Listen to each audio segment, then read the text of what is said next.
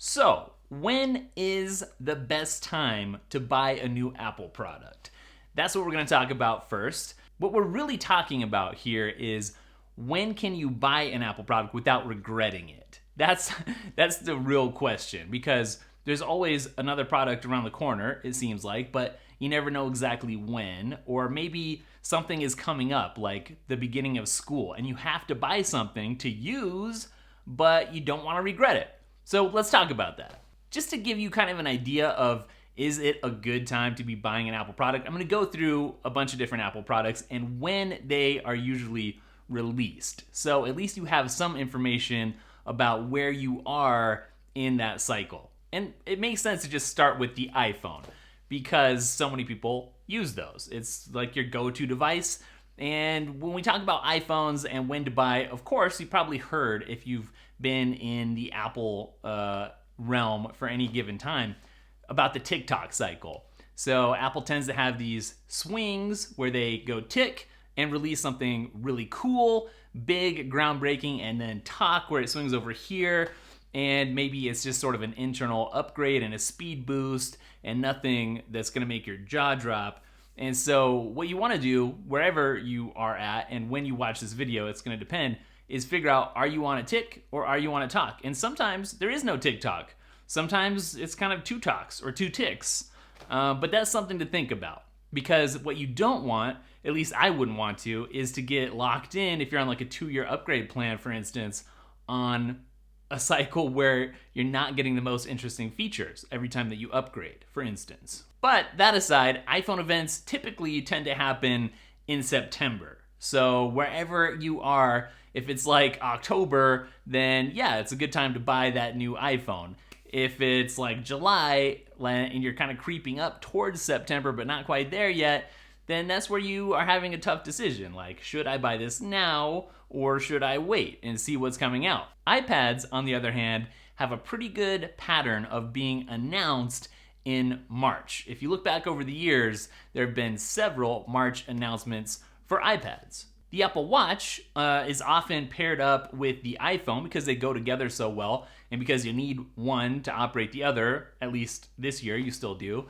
And so those announcements are usually happening in September, just like the iPhone. If you're looking at a new MacBook Pro, those are typically refreshed just about yearly, but there's not really a set time when that happens. And oftentimes it's just kind of a silent refresh. Just one day there appears some new MacBooks Pros with better specs and the press kind of picks it up and announces it for Apple without an official big announcement from the stage. So if you're looking for a MacBook Pro, you can just expect there's going to be probably something better every single year.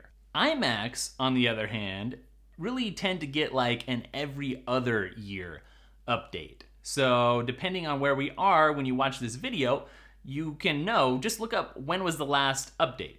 And then you can kind of figure out, are we getting close to potentially a refreshed iMac? A really, really, really great resource for you is, and I feel like I mentioned Mac Rumors in the last episode, they have some really good resources for this kind of stuff. But if you go to Mac Rumors and look at their buying guide, they chart all this stuff out for you. So you can go in there and see how many days it's been since the last iPhone XR was announced.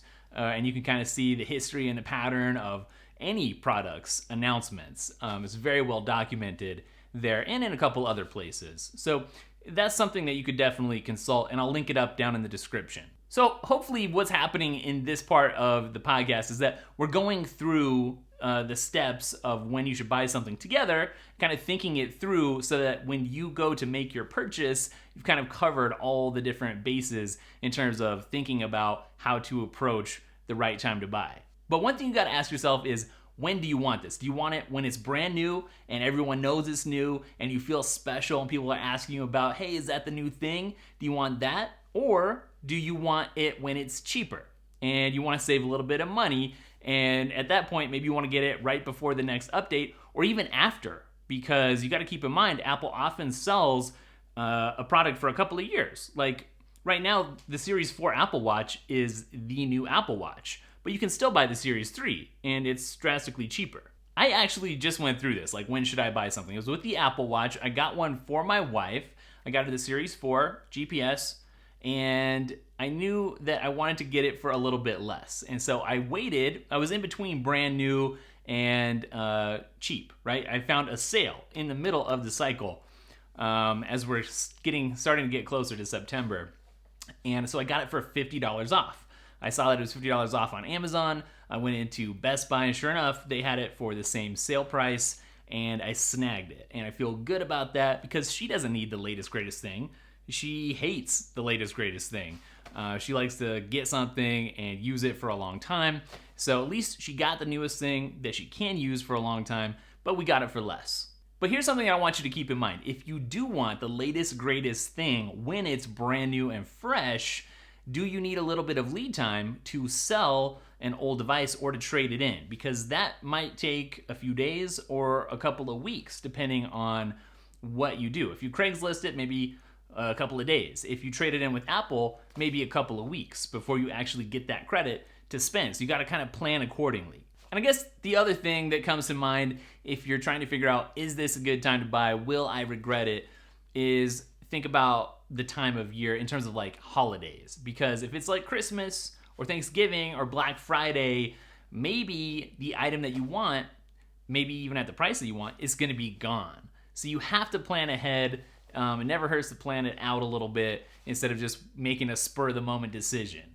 And if you really do want to save some money, we have a whole segment from last podcast dedicated to getting Apple products for less, being in the Apple ecosystem on a budget. So check that out, and I'll try to link that up down below too in the description.